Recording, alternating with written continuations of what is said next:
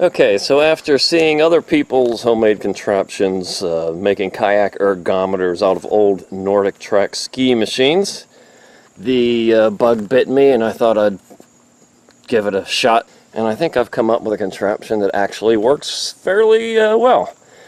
We've got the flywheel from the Nordic Track there. And I'm going to get some close-ups because all I had to go on when I built mine was a couple pictures from other people's online, and I left a lot to figure out on my own. But these are the rubber rollers that the skis would ride on the Nordic Track. There's a pulley here, and boy, I scoured the internet and didn't know what I was going to do there. Those are actually rollers for boat trailers. The bow of people's boats would go on that and roll up on the boat. 3-inch, so I used those, worked out well. And the rest I just kind of figured out as I went. This band that you see here, this is the tensioner. I can tighten that or loosen it, put more or less resistance on it to simulate, power strokes or easy paddling. A seat. This is the footrest I designed. Now you'll notice a couple things about this, as I used a couple of the parts from the old Nordic Track machines just to keep a little authenticity there.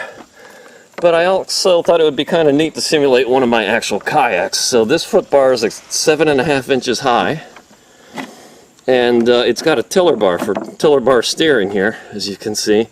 And that's exactly the dimensions and setup I have in my Thunderbolt X kayak.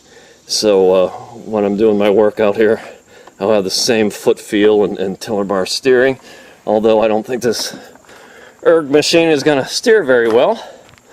And then in the back here, it's just a long piece of furniture, really, with some legs that will fold up, fold down. And I made a little curvature on the back here, and I'll explain more about that after the break here. But I'm going to ask my lovely assistant, Ben. Hi. You want to show us how it works? Sure. So he's got his feet in there, hands farther apart, shoulders width apart. There you go. Looking good. And he's paddling, and everything seems to be working. Ben, how does it feel? Pretty easy. Does it feel like you're kind of really in a kayak?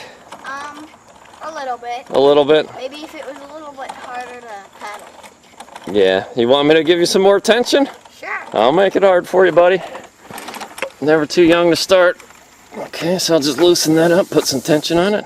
Whoa, that'll kill him. Let me loosen that a little bit. Okay, try that, Ben, see how that works. Still pretty easy. Still pretty easy? Except for the very beginning when you first get it going. Alright, well, I don't want to kill you and make you sweat here today.